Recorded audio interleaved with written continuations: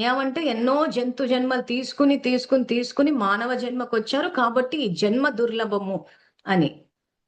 అంటే ఎన్నో పాపాలు చేసి ఇప్పుడొచ్చాము అని. కానీ నిజంగా చెప్పాలంటే, పాపాలు చేసుకుంటే జంతువు జన్మలు తీసుకుంటారు. పుణ్యం చేసుకుంటే మానవ జన్మ తీసుకుంటారు అనంటే, మరి పుణ్యం చేసుకున్న మానవులు ఎందుకు దుఃఖాన్ని అనుభవిస్తున్నారు?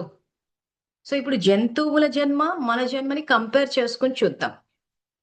సో, ఈరోజు మానవుడికున్న పెద్ద సమస్యలు గాని ఏదుందంటే ఒకటి శారీరక రోగాలు, ఆ తర్వాత ఇల్లు కట్టుకున్నామా, పిల్లల పెళ్ళిళ్ళు చేసామా.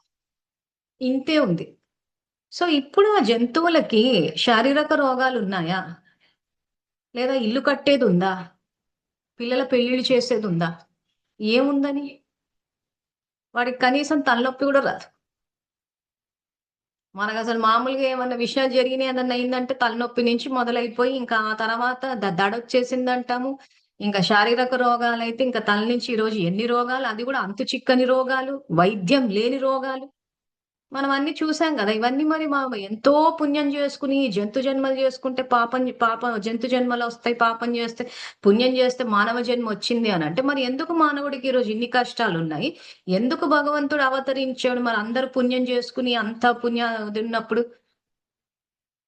ధర్మస్థాపనకు అవతరించాల్సిన అవసరం ఏముంది? అంత పుణ్యాత్ములే ఉన్నప్పుడు.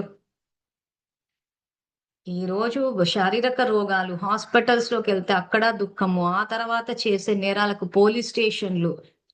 ఆ తర్వాత కోర్ట్‌లు సంవత్సరాల తరబడి న్యాయం కోసం. ఈరోజు ఆ జంతు జన్మలవేవో పాపపు జన్మలని ఏవైతే అంటున్నామో, అవేమైనా హాస్పిటల్స్‌కెళ్తున్నాయా? కోర్ట్‌లకెళ్తున్నాయా? లేకపోతే ఏమైనా పోలీస్ స్టేషన్‌లకెళ్తున్నాయా? వాటి మీద ఏమైనా కేసులు బుక్ అవుతున్నాయా? సంవత్సరాల తరబడి కోర్ట్‌ల చుట్టూ ఏమైనా తిరుగుతున్నాయా? ఐసీయూలలో ఉంటున్నాయా? ఏం జేస్తున్నాయి? ఏం చేయట్లేదే. సో, ఇక్కడ మానవ జన్మ దుర్లభము అంటే, ఏ జన్మ దుర్లభము అనంటే, భగవంతుని అవతరణ తెలుసుకుని, ఆయన సాంగత్యంలో ఉండి చేసే జన్మ దుర్లభం. అది ఎవరికొస్తది?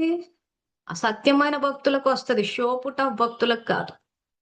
సో, సృష్టిని రచించేటప్పుడు భగవంతుడు ఈ ఒక గొప్ప చిత్రకారుడంటారు చూసారా?